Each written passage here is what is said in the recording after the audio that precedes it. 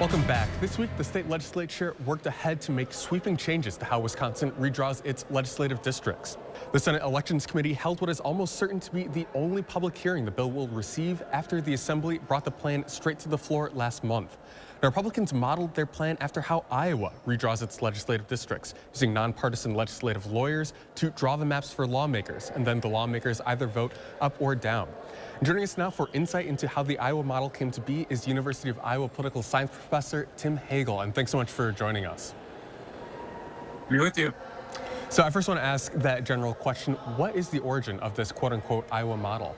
Well, it's hard to say what the origin is. I didn't look into the detailed history of it, but basically it's a way or a desire to get rid of the politics of the redistricting process. We've seen this, of course, and still see this in many other states where there are large fights over it, and of course court challenges over it, over redistricting, and whether it's gerrymandering or trying to promote one party over another. And that causes a certain amount of dissension among the people in a particular state or district or what have you. And so as a result, this type of process, leaving it, at least the drawing of the plan, leaving it up to a nonpartisan entity, tends to get away from a lot of that partisanship that we often see in this process. So in Wisconsin here, we're used to really prolonged court battles. Curious what this looks like in Iowa, how long the process takes every 10 years? It doesn't take all that long usually.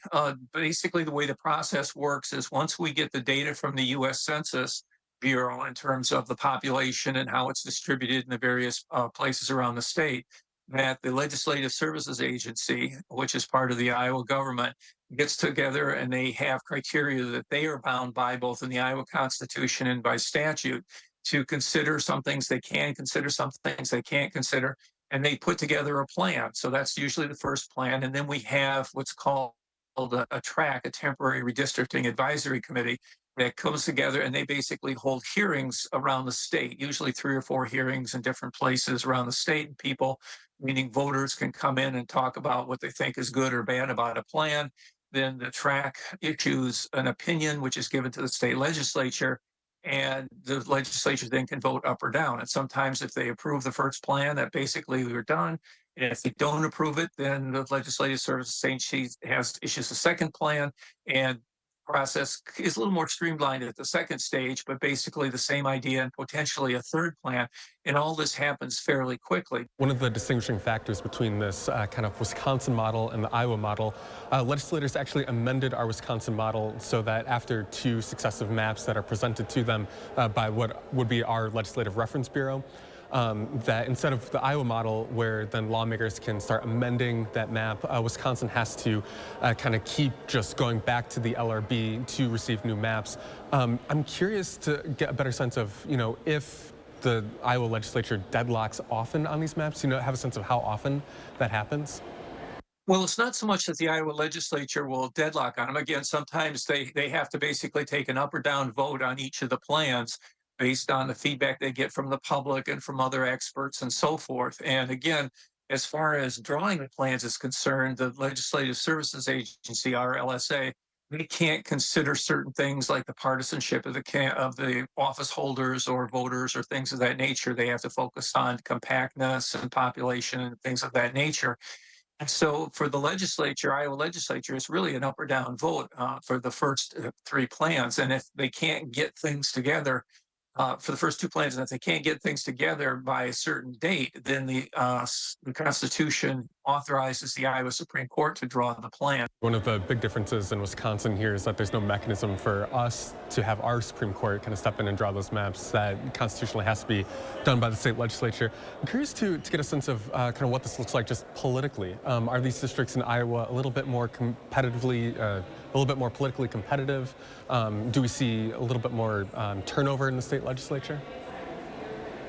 Well, in terms of the competitiveness, that really just depends on the political composition of the various either congressional districts or as you work your way down to the Senate districts and then the House districts. So, for instance, in Northwest Iowa and generally Western Iowa, the counties tend to have much higher proportions of of Republican voters, whereas in certain counties that are more populous, like Polk County, where Des Moines is, or Johnson County, where I'm at with the University of Iowa, Lynn County, where Cedar Rapids is, that they have a higher percentage of Democrats that are the active voters.